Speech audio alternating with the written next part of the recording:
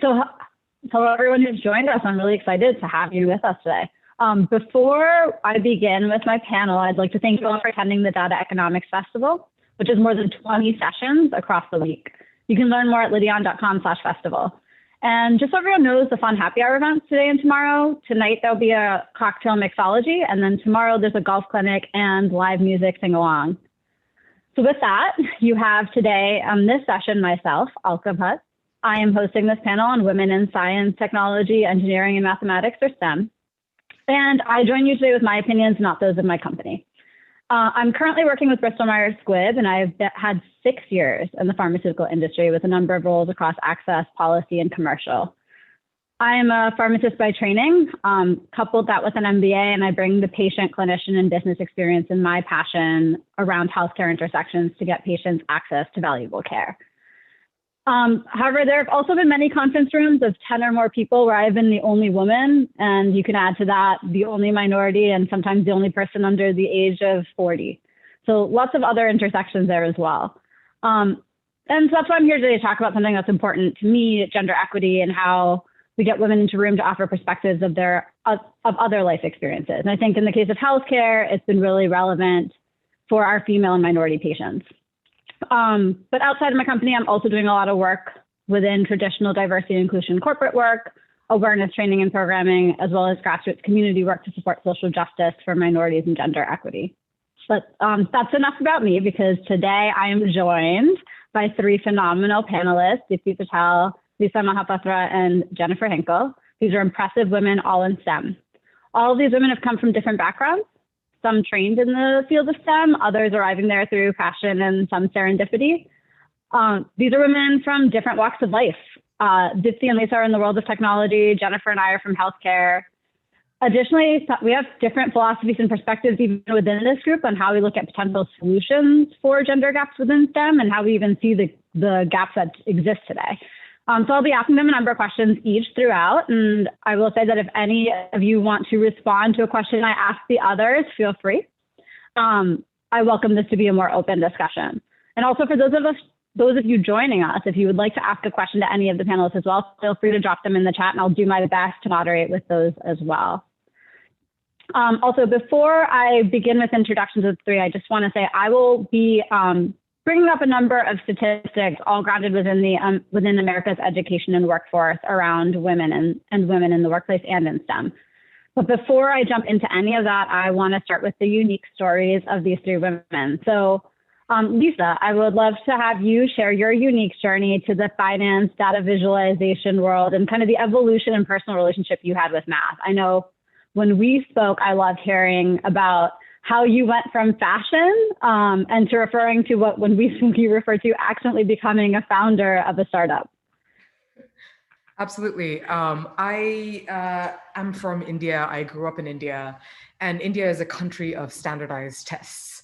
I had, like, when you're young and arrogant and you have ideas of what you want to do, I decided I simply did not want to do standardized tests.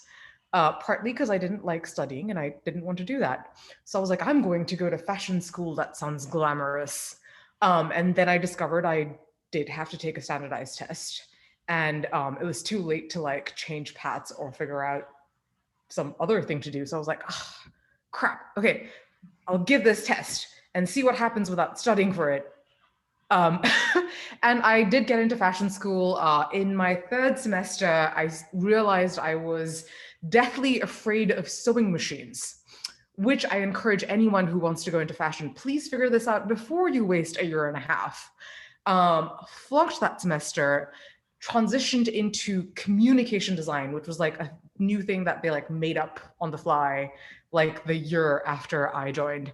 And worked as a fashion journalist, art journalist, features journalist, while in college as well as after, and ended up in New York City to go to journalism school, where I was like, I was managing a small team of features writers in India for the publication that I was working for.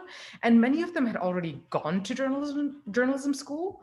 And I was like, well, I guess if I'm going to go to J school, it should be in the US, because not sure like what value I would get from going locally.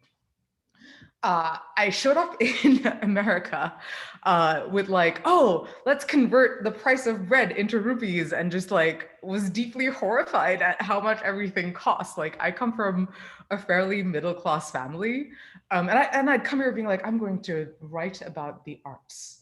And then I came here and I was like, holy shit, I am paying crazy amounts of interest on my loan because I can't get a loan in America. I had to get a loan in India.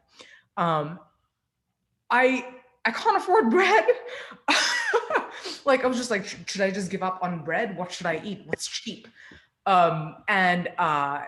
Basically YOLO, last minute decision to take the economics and path, because I was like, listen, I am not paying this much money to learn about things that I can Google. I'm going to learn about economics and finance journalism because it sounds that sounds hard to Google. So it was kind of like a very last minute, like show up here and you're like, the weight of your decisions are falling upon you. As a journalist from India, I discovered that I was better at mathematics than all of my colleagues. There was a 1 hour long panel on how to calculate percentages, which kind of shocked me. I was like, what? Are we seriously spending an hour talking about how to calculate percentages? And every single person in the entire J school was required to attend because apparently they've discovered that their students could not do this. And the session concluded with like, oh, here are some free online tools and we'll teach you how to put the numbers in the right places and press a button if you can't do it by yourself. And I was just like, whoa, is math my USP? And admittedly, I was better at math than I was at talking to people. So I started doing data visualization as a journalist, in specifically writing about economics and finance. Turns out I enjoyed making charts a lot more than I enjoyed writing or talking to people.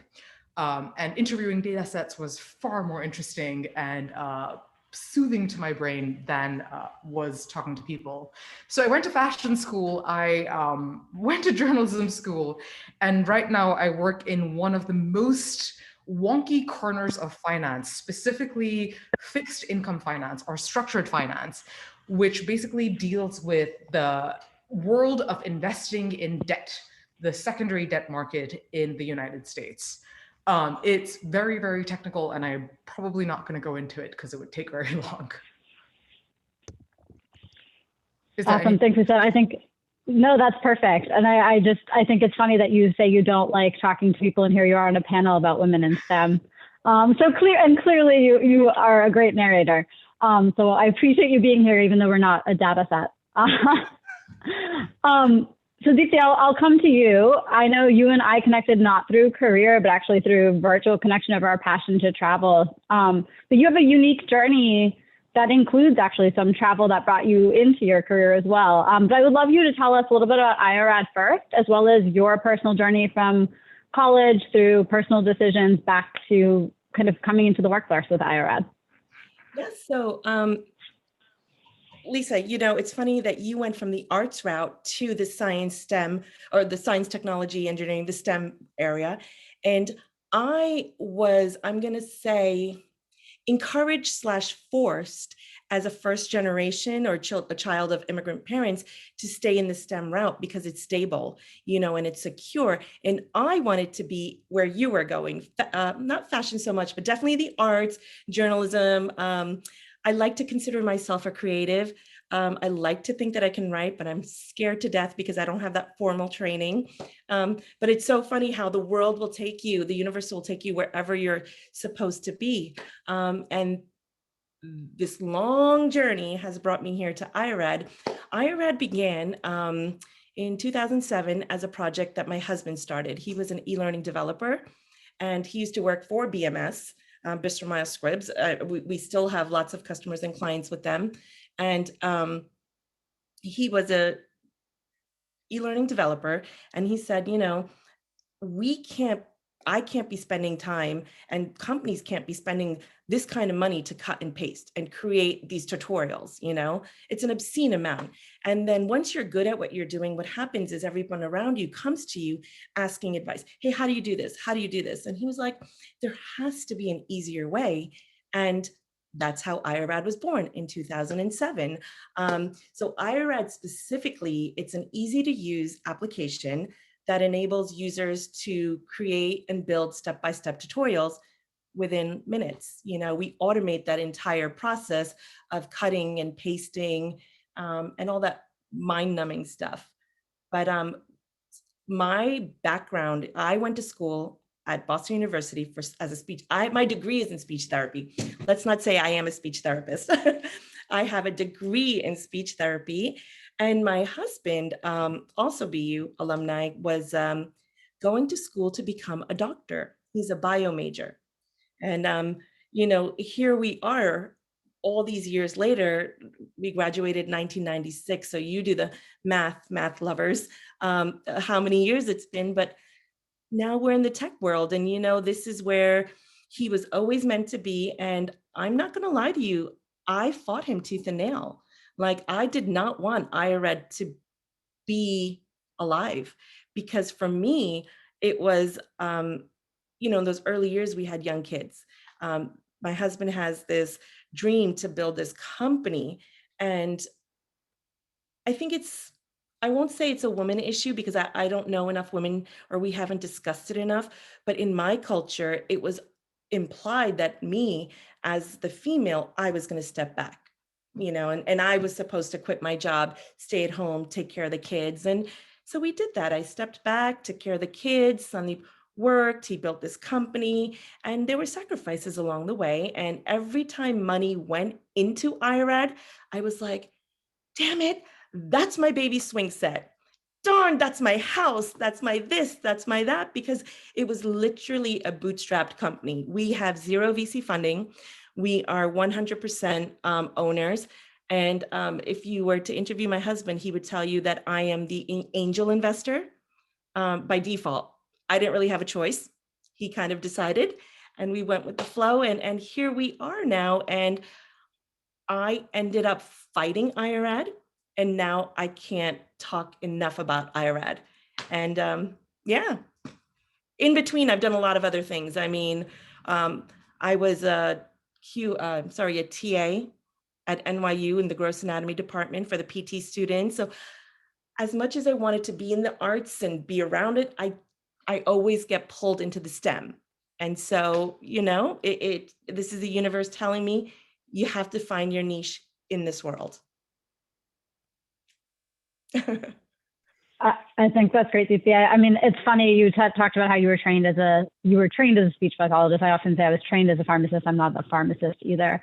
And a lot of what you referenced about, you know, women leaving the workforce for their children, it's known through the McKinsey data that women often do take on more of that burden at home, whether they leave the workforce or not.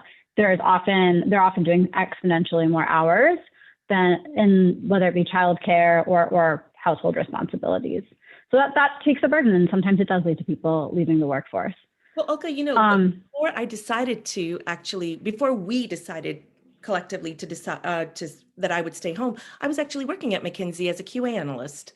And, you know, it was long hours. I would leave at 6:30, be home by 7:30, 2 young children.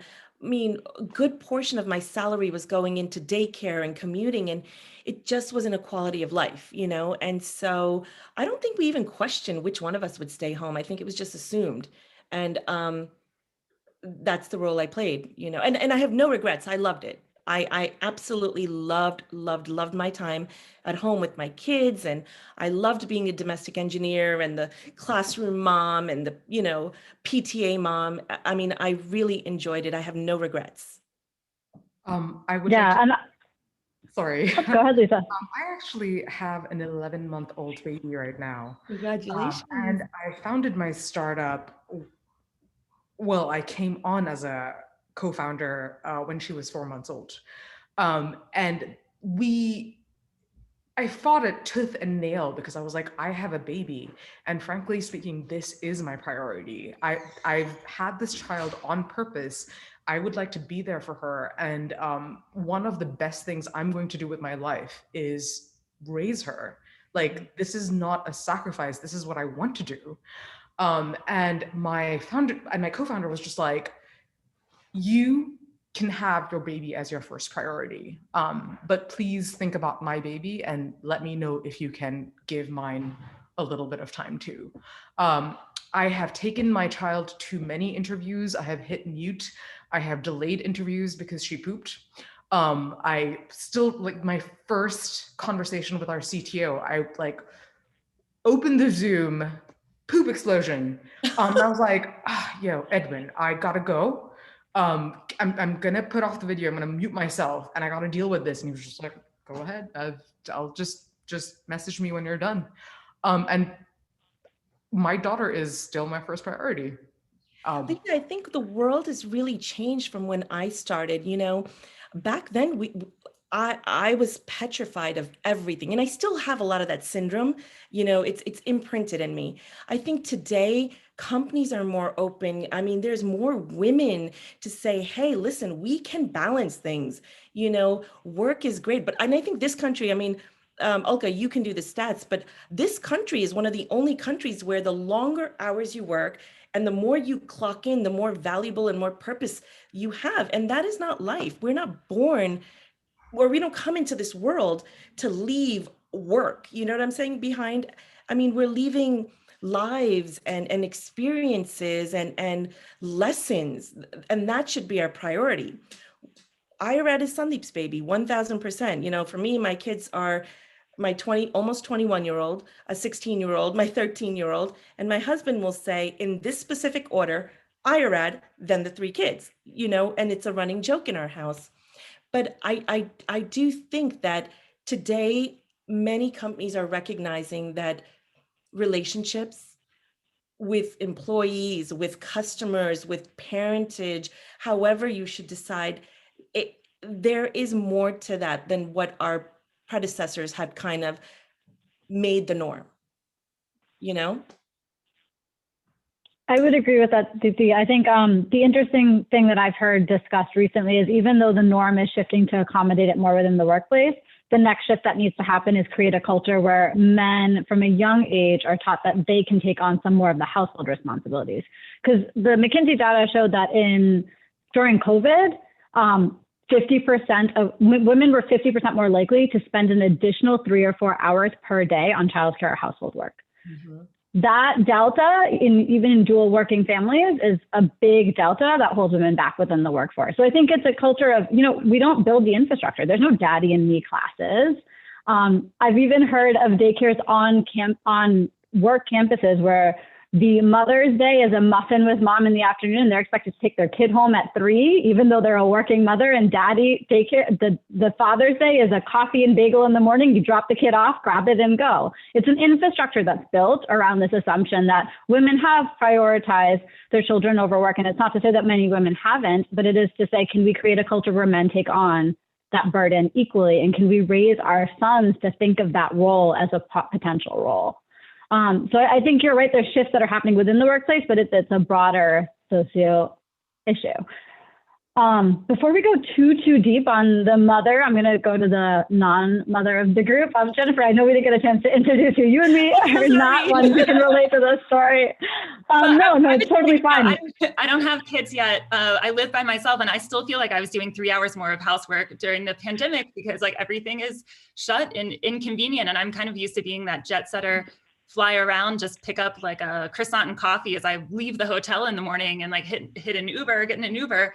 And it's, you know, I can't even imagine my friends who are having to do like Zoom school for their kids and all of that stuff. So, I mean, kudos to every parent, you know, during this time. And especially, you know, I mean, we've lost a huge number of women in the workforce who have realized like they just can't sustain the being on Zooms plus managing kids being at Zoom school. And I mean, that's a problem. We need to help all of these women get back into the workforce if they want to. And have more flexibility. So I think, the pandemic, we can go on about, the need for childcare in this country, but I mean, the pandemic has been a huge, I think, wake up call, I would hope, to people who thought that we had a good childcare system here because we have school. That, by the way, I was just talking to my mom the other day. Why does school like run shorter hours than like the normal work day? This really just doesn't even make sense to me. Anyway, not going to go on that tangent. I'll introduce myself really quickly. Jennifer HINKEL. You guys can read my bio on the site, so I don't need to kind of regurgitate all of that. But really quickly, my background: I trained in health economics, have had a career mostly in the pharma and biotech industry, increasingly getting more and more towards the tech side of things. Have had some interesting experiences in the startup, very early stage world. I now advise a couple of small early stage companies in addition to the other things that I do. I'm working on a very part-time PhD these days, which is it's an adventure in itself and a learning in itself, really, for me. But I guess I would just want to mention, I think, a couple of things that stood out to me, Lisa and Dipti, from what you guys said. I think so many times, I've been on like these other panels about women and career and stuff. And in our own minds, like in retrospect, we can put it into this like really straight line narrative. Like, oh, I did this and this and this, and this is how it worked out. And in reality, I think we've all kind of mentioned here, like none of this is really planned. I think if you're a young student, kind of aged person thinking about like, what is my career going to be? It's not as if the people in our position have it all figured out. Really, it's a combination of opportunities where you see them, a little bit of luck, connecting with the right people, and like constantly, I mean, for me at least, I was constantly like looking around to say, what could I be doing? What could I be learning? And what's interesting to me? And I just kind of gravitated towards what seemed cool or interesting at the time, or like a good opportunity. And some of those worked out great, and some of those, were not as good. But I guess I just would want to reiterate that to anybody who's listening to this.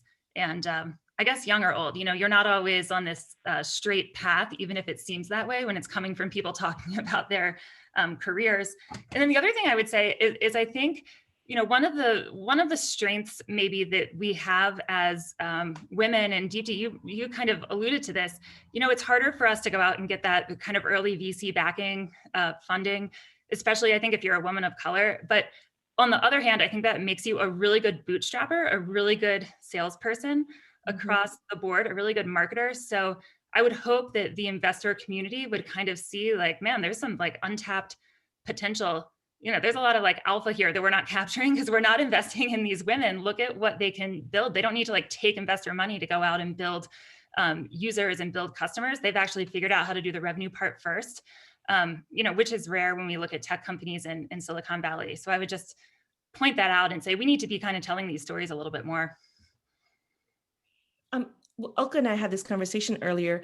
I think a whole demographic that's underutilized is stay-at-home moms that are transitioning back into the workforce. Like, for example, me. I mean, it was my full-time job to do domestic engineer. I think I heard that somewhere, but I took it literal because I was like, I do feasibility studies and I do logistics planning and I do budget planning, and we do it all. And you're right. When it comes to the marketing, we are out there. I mean, there is nobody who's a better marketer for your kids, your family, your husband's business. I mean, I didn't know Apple from Adam, and I was like, IORAD. There is no shame in that game. We really have to do it all. And we're like a one-person company. And then all of a sudden the kids grow up and your role kind of diminishes in what you have to do in the early stages. I mean, Lisa, you're changing diapers, you're bathing, you're this, you're that, and all of a sudden it stops. And you're like, what do I do now? And you can't get back into the workforce because things have changed so drastically. I mean, the technology today is just, the very first day I decided, I mean, we've been talking about me transitioning into IORAD for a long time, but September 2018, I sat on that initial meeting and I was listening to them and I was like, I don't understand what language you're speaking. What's a Slack? What is an intercom? What is a this? What is a that? Actually, intercom, I was like, whew, I know what this means. It's that buzzer, bzz, when you speak into the mic. And my husband was like, no.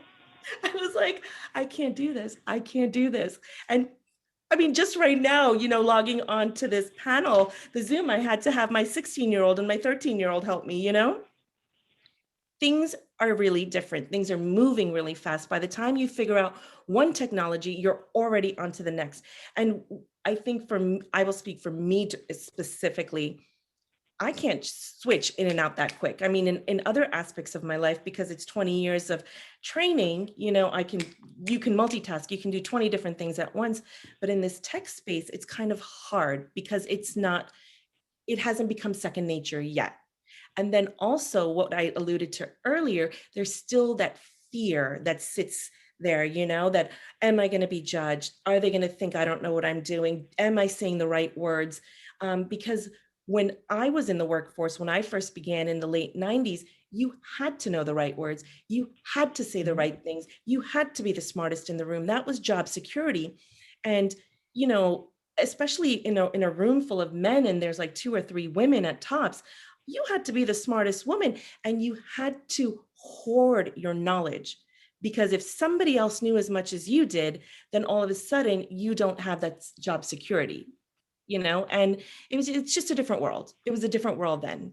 And I think that's one of the great things about the world. We've changed from this idea that like there's only room for 1 or 2 women at the top, and so we all have to be in competition with each other. We figured out that that was kind of a scam. And I think as women, I mean, it was a total scam, right? So now we figured out that like, hey, if we actually support each other and we don't have to get all like competitive or worried that some other, you know, that we're competing with, look, we're competing with everybody all the time. I'm not saying that we're not, but I think there's plenty of room for us to support one another. I mean, we see great examples of that, and even companies realizing, hey, if we can cultivate more women leadership, we actually perform better as a company. I don't know. I mean, Alka, you're great at quoting the stats. So, I mean, there's great Bloomberg data, I think, about companies that have, the closer you have basically to having 50-50 men and women on your board, the better performance of your company. It's funny, if you have a company that the board is like all women or the board is all men, it just doesn't perform as well as having that mix. And I think, you know, diversity of perspective and having people that have grown up with different life experiences is critical. I don't think that you can have a super successful company in 2021 in the coming decades if you don't have that kind of mix of people. So, you know, I think that should be, look, if you're in a company that doesn't have women on your board, that doesn't have women in your C-suite, you need to take a good hard look at that. You're not doing what you should be doing for your shareholders. Absolutely. I think that I'm probably the contrarian in the room. Go ahead, Lisa. I was ready for that. I am going to step back to a few points prior. One of the things that we talked about is how women often take on the bulk of the childcare. I would like to bring up a few things that I think are often not talked about. There is a not insignificant amount of maternal gatekeeping that does happen. The way I will take care of my daughter is different from how my husband will. And I spent a lot of time being like, you're just not doing a good enough job. And that's actually not fair. Like, women and men are different in their approaches. The amygdala activity in your brain shortly after having a child is different between a man and a woman. And like, we cannot, like, we live in a real world. We cannot expect some sort of magical reality that doesn't exist just because we want to will it into existence. I know my husband spent a lot of time being upset with me because I wouldn't let him do stuff, because I was just like, you're not going to do it good enough for me. And at some point I had to, and I realized like that was not a good idea. Like, maybe my daughter was not going to be quite as clean and quite as perfectly well fed as I would expect.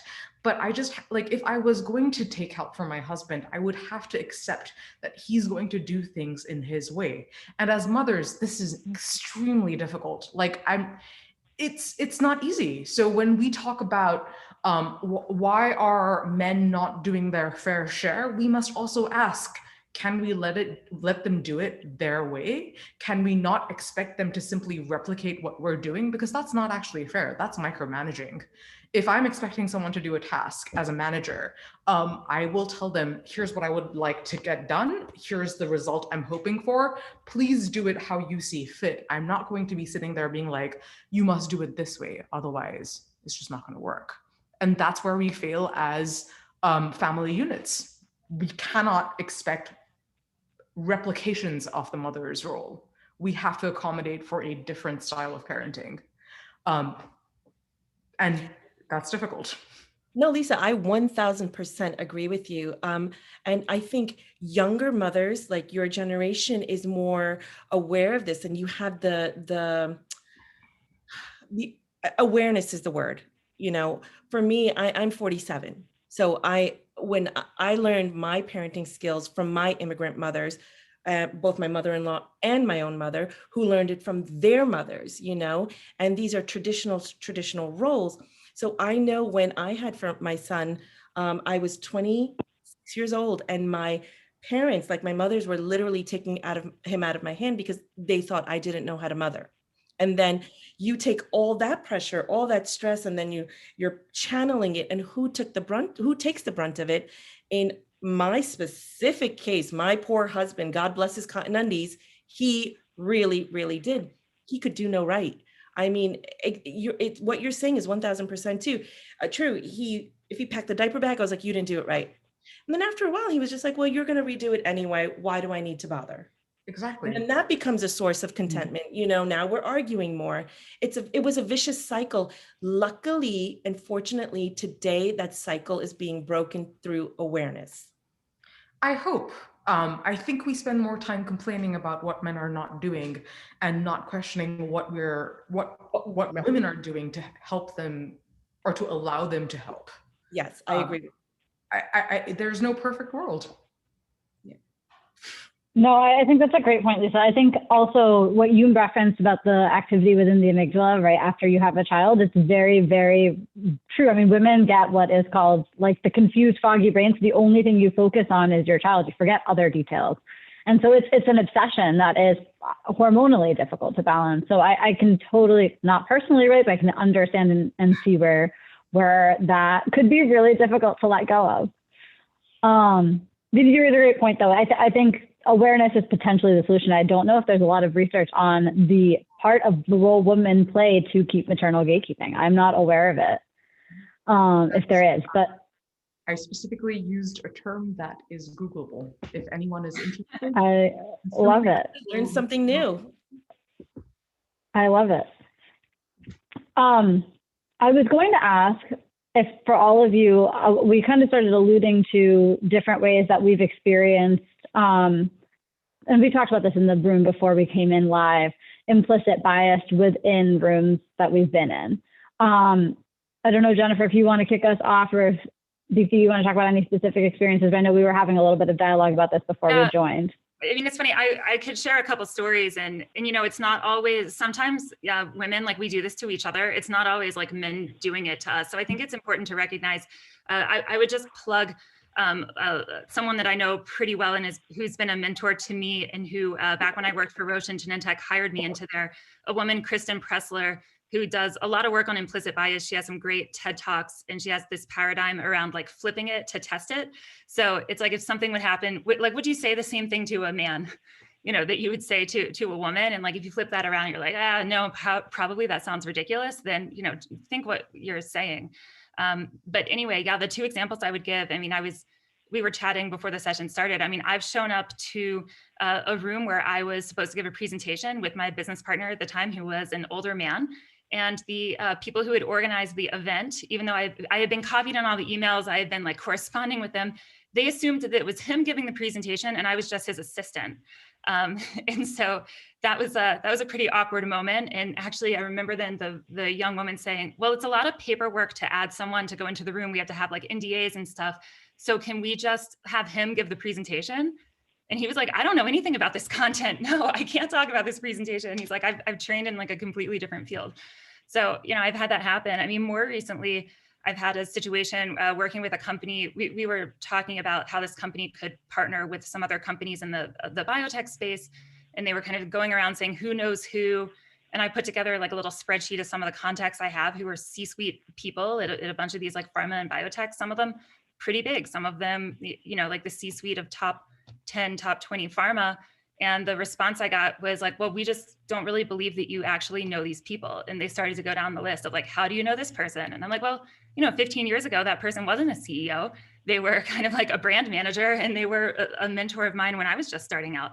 So it's kind of funny, the instant thought was like, no way, there's no way this younger woman could possibly know these like very powerful people. And it's funny, I mean, some of these people are like my texting buddies, where like when something happens in the biotech market, we're all like in a group chat. So to me, it was just like, wow, I didn't really think that, you know, I guess I have my idea of like kind of where I sit in this group of people. And I kind of thought, you know, people know I'm credible. People know that I know what I'm talking about. And then I realized, well, maybe not everybody thinks that, because the first thing they see is like, oh, younger woman, probably not, you know, probably not as high up or advanced or whatever as she thinks she is. And so that really gave me some pause. I don't know how you combat that because I also don't want to be the person going out there like, hey, I actually know all this stuff. Look at me. I'm so, you know, I'm so on top of it. I'm so great. I mean, that's not cool to be, you know, bragging or putting yourself out there like that either.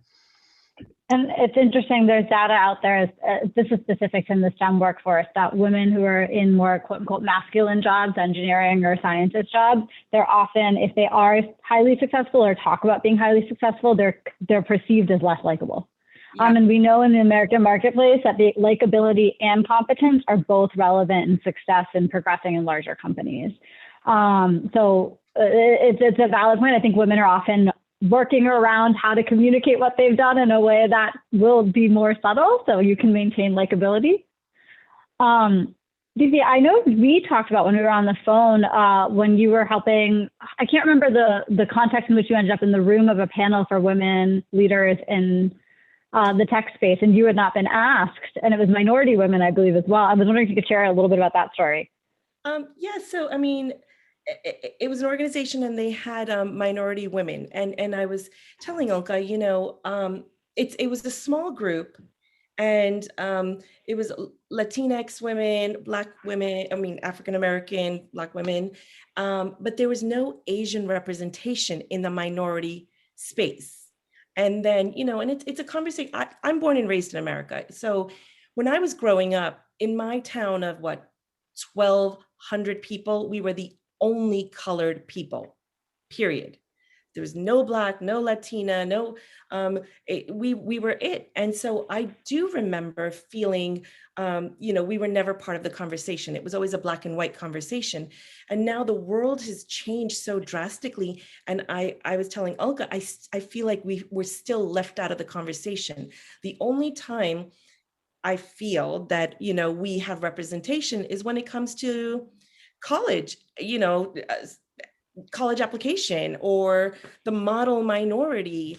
And so when I did bring it up to the panelists, it was simply that they didn't consider, it didn't even occur to them.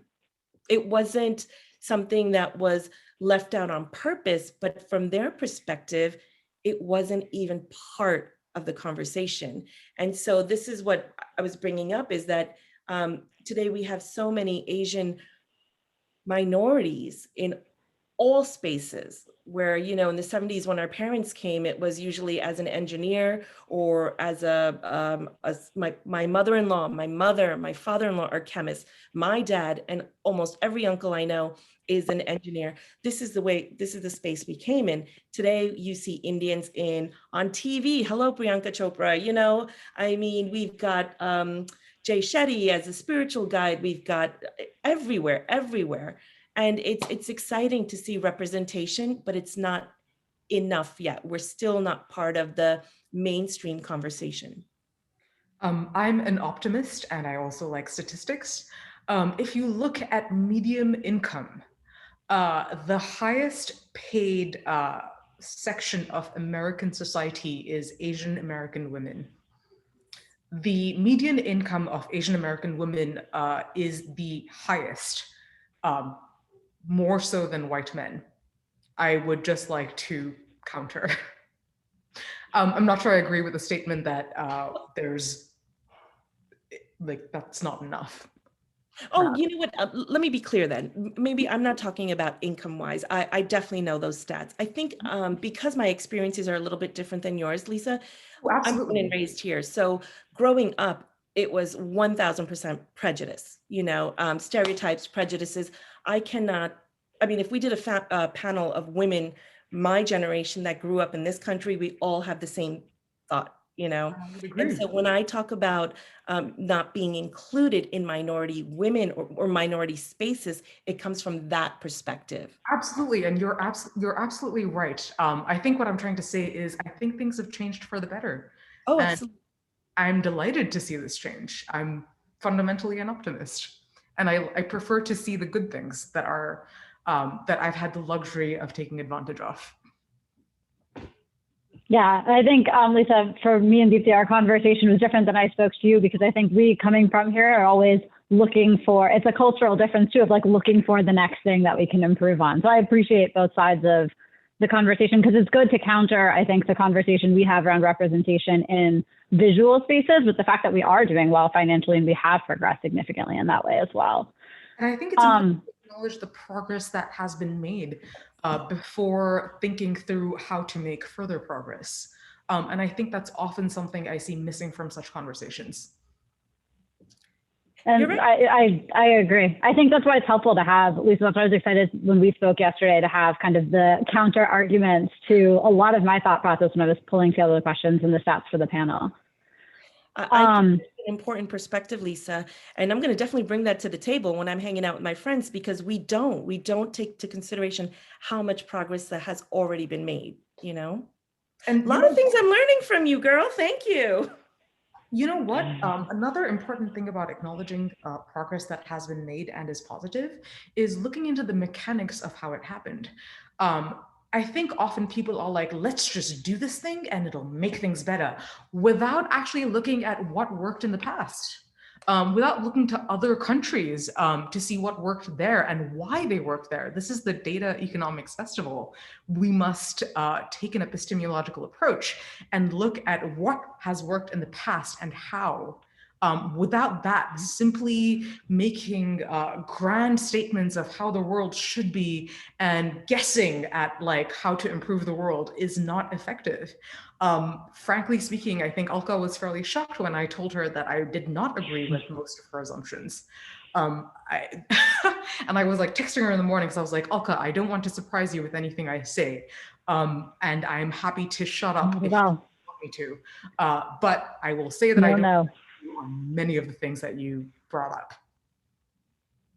No, I appreciate it, Lisa. You got me thinking yesterday about just the way that we approach thinking through a problem, on whether it be solving for an outcome versus solving for the root cause of the thing that's causing a delta. And I think there's a huge difference in us doing programs. And listen, it would be great if we could think through both, right? If we see a delta, I think it's relevant to acknowledge there's a delta and there's some level of, whether it's social influence or deliberate systemic influence, but the point is, if we start to solve for the outcome, we're not actually addressing the core of the issue. Would you agree with that, Lisa? Is that in summation? I have been consistent in my approach to ethics. I believe in equality of opportunity. I do not believe in equality of outcome. Unless I am provided with significant new information, this will continue to be one of my fundamental ethical baselines.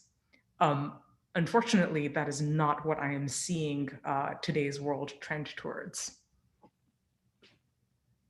No, I understand what you're saying. And Lisa, I think that the opportunity is a very specific thought process. So I think that when you think about opportunity, it's what is the reason why why we're not seeing that outcome, and is there an opportunity we don't know about that we need to start to address? So for example, I referenced this yesterday. I don't think I expressed it in the exact way I wanted to, but at one point between the 60s and 80s, women were progressing in the field of medicine, law, computer science, and entry into colleges and studying in those spaces. And then in the 80s, you see there was about 1/3 of graduates were women in all of those in the 80s. And then for whatever reason, you see in computer science this huge dip that happens right around the mid 80s, and it still stays below the 20% line today. And part of the discussion was, why did this happen? It's funny because in the research that there's a great episode by Planet Money that I'll drop into the chat the link of. And what they talk about is that computers entered the scene, home computers. And there was a delta in those coming into their freshman year of college that were the computer haves and the computer have-nots, because there was an assumption that you knew some amount of basic computer use. So the Planet Money does this interesting thing where they talk about the advertising being focused on toys for boys with computers, and that's why there ended up being a lot more haves with men. But the solution that Carnegie Mellon created was of an opportunity of an introduction to computers class that was available to everybody. So anyone who didn't have that at-home computer got the opportunity, and it helped to solve some of the delta. So I feel like they approached it by looking at what is the reason why this trend outcome is looking different, but they found an opportunity that was available to all that helped to actually, they went from an 8% enrollment in 1995 of women to a 42% enrollment by 2000. And they went from a retention rate where half the females dropped out, even though half of those that dropped out were on the dean's list. They just didn't feel comfortable with certain aspects of classes that they felt like their peers were so far ahead, to the same amount of retention within males and females, just because they got that experience. Was an opportunity that they weren't getting in their households growing up. I thought that was a fascinating, like I originally think when we talked about that, I talked about them trying to target women to get that experience, and then went back to it and looked at that they made it an introduction to the skill and the opportunity itself. So I think that there's a way to marry the thought process on why is there a delta, but you've got me thinking yesterday a lot about the approach on what is the opportunity that's missing to create a potential delta, which is a very different methodology. I mean, Alka, that's a perfect example, though, of an evidence-based answer where we have data and we can say, hey, what was identified was that there was actually like a pre-opportunity to the opportunity in that chain that we missed. I mean, when I think about the whole, tenet of data economics, how we think about things, there's very much like that flow of like, what are the inputs, what are the outputs, what are we measuring, and what's the meaningful outcome we're trying to achieve. And if we don't have exactly. So if the meaningful outcome we're trying to achieve is opportunities that are equalized across populations, across society, we then have to look at like there are inputs to those opportunities. Even though it might seem an opportunity is like a baseline, there are actually things that have to happen before those opportunities become open. Some of those are obvious. Some of those things are a little more behind the scenes. I mean, an example would be if you look at like a standardized test like the SAT, and people may say, oh, everyone has the opportunity to take the SAT. Well, that might be true, but does everyone have the opportunity for what some families might do, which is pay for private tutoring or send a child to an extra class? Do they have parents who have been to college before them and can help them navigate that system?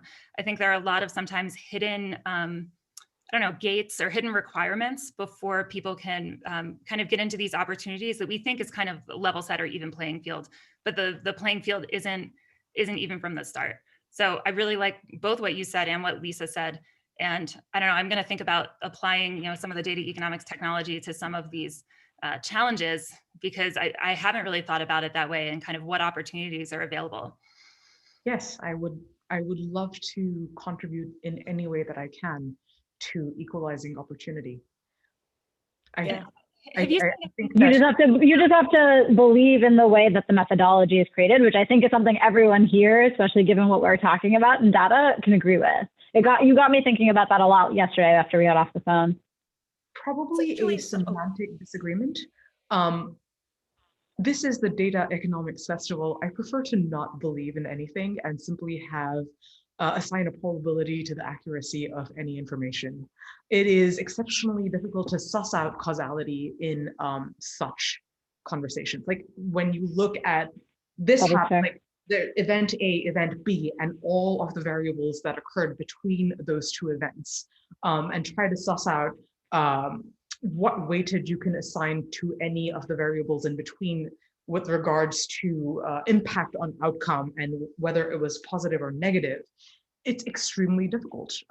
There is no belief. We cannot believe anything. We can simply guess and hope that we're guessing well. Yeah, that is fair. Right? Even things like the stat around women and men percentages on boards, we can't know that is the factor that's leading to the outcome. And that's always we're looking at correlations most of the time. Absolutely. Let's not forget that. I mean, I just feel like often I guess I'm just a pedant who likes to point out the things that I think are overlooked.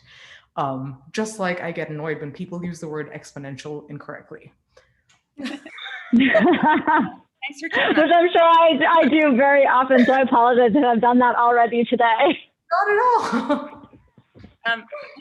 all. That are coming in. There's some in the Q&A and some in the chat. Just wanted to say, I didn't know if you had seen those. Yeah, so I saw one in the Q&A. Oh, I did not see, actually, I have not seen the one in the Q&A. Oh, so this is great. I really like this question. How do you get your voice heard in a male-dominated environment without being either too arrogant or too sweet? Anyone want to take a stab at that? Tell me. I will say, go ahead, Lisa. I will suggest that every action comes with a cost, and you must simply accept the cost. Be loud and be unlikable and see what happens. If people are expecting you to be sweet, try to be arrogant. If people are expecting you to be arrogant, try to be sweet. There is no reward without risk. I don't disagree with that. My approach, I can say traditionally, like my approach, and it's shifting as I'm getting older and more confident in my career. I came in more timid in my early parts of my career, and I tried to establish my value by leaning. I was a pharmacist by training. I proved I had intellect by nicely dropping in the science of what I knew in the area I was in. I don't shy away from now just holding the space that I do, but I do think that for a long time, I spent the time doing that. I'm going to drop into the chat a link that I have from Washington Post. And I had a colleague actually send this around to women in a department I worked in that was not a lot of women. And it was about how the women in Congress were actually using what they called amplification. So oftentimes when you're a solo woman in a room and you express an idea, sometimes it goes unheard. And they've done this with like Supreme Court justices speaking. They've like shown this over and over again where they'll say an idea and it just goes unheard and it'll be repeated once or twice. So women will start to what's called amplification, repeat ideas within the room that they heard another woman say. And then it can often be recognized. And the funny thing is sometimes a woman will in a room say an idea, and they've seen this in the Supreme Court as well, and a man will then say it later in a slightly paraphrased way and it gets heard as if it was their own idea. So amplification is a strategy that if you have a close enough knit group of women in an organization you're working in, that's worth sharing and discussing. And I know we did that in a department I was in once. And I think it's a great thing that women in the White House have done that we can learn from. Dipti, Jennifer, do you have anything you want to add? I would just say that this is a tough one. I think, we all have different personalities, so it's kind of hard. I mean, there are women who have personalities that are more extroverted, and there are women who have personality who are just kinder people and are going to come across as kinder people in the room. And does that mean that you're too sweet? I mean, I would say maybe like what I've tried to do is and I guess maybe this is a strange thing to say, but to try to control the room or control the conversation more, control the forum. I try not to subject myself, there's only one, to a forum where it's going to be like a room with 10 men and me as the only woman. And I try to say, hey, look, this just seems to not be that balanced to me. I try to be a little more selective, apply more judgment to people I'm going to work with up front. This is something I had to learn over time because Alka, we also talked about, you can kind of be a younger woman and get in a situation where all of these maybe older men are showing you attention and you think they're promoting you, and like really what they're just trying to get you to do is like do a ton of work for free for them, or kind of bring them credibility and allow them to kind of show off as like, oh, look at this young, talent I've identified. So I think you've got to be wary of those situations, not to get exploited or used. Exploited's a strong term, but I think it happens. I mean, I look around, I've looked even in the biotech world, I've seen, for example, women with PhDs come in where they're kind of relegated to these more junior roles, and they're made to think like, oh, well, you're a scientist, so you can't really be like that much in front of the customer. You don't have the personality for it. And then you're like, wait a minute, but we have guys with PhDs who are not that much older, high up in the organization. So where are these misconceptions, I guess, coming from, and the way that we put these opportunities on the ladder? Who's making these decisions? I think the main piece of advice that I would give to women is that when you disagree with something, do not be afraid to voice it. I think women often instinctively tend to respond to statements with, oh yeah, because it's hard to disagree with people. Attempt to get past that. And I would say, just stay authentic. I mean, this is just a small moment in time. And if you try to change who you are, be too arrogant, be too sweet, you're always going to be too much of something. The only thing you need to be is be you, and your voice will get heard. Stay strong, believe in yourself. I mean, that's in our manifesto. That is part of our company's core values. We write it clean and clear. It's called Be Your 100, but it is stay authentic. We want you to be you. That's why you are here. That's why you were hired. That's why you were brought onto the team. You have something great to contribute. Society is always going to make you feel something of something. That's just the way it is. And these are all societal rules, company rules. It's people-made stuff. We can unmake them, and we can dictate how we want to be. And at the same time, don't forget to critique yourself and always become better. You can become better. Everyone can become better. Exactly. Do a difficult thing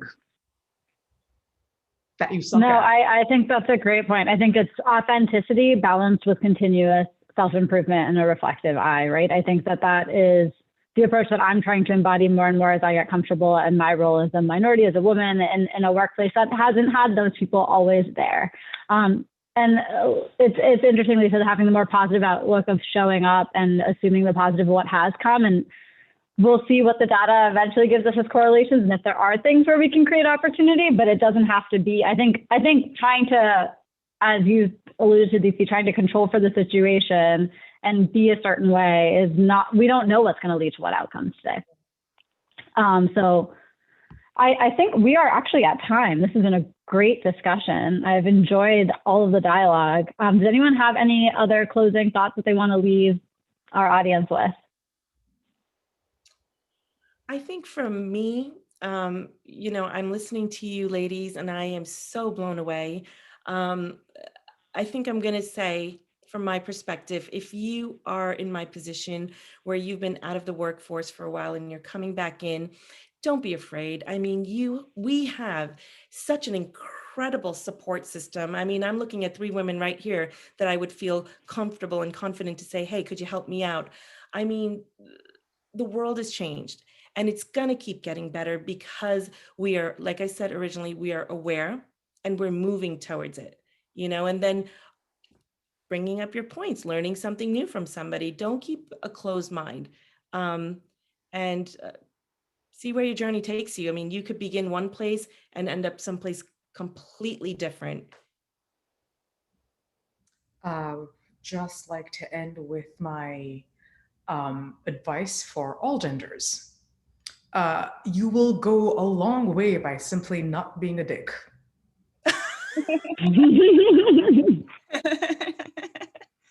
It is so true. It doesn't cost anything to be nice. Yeah. Jennifer, any last thoughts? Thank you. Yeah, I would just say, if you're out there and you have questions about your career, looking for mentors, looking for advice, feel free to reach out to people like us. We don't have all the answers, but I think we're happy to chat through things. And I always love to hear from, folks who are our students, people who are in their early career of any gender. I'm sure we're happy to give you the advice that we can give from our different perspectives. Sharing is good.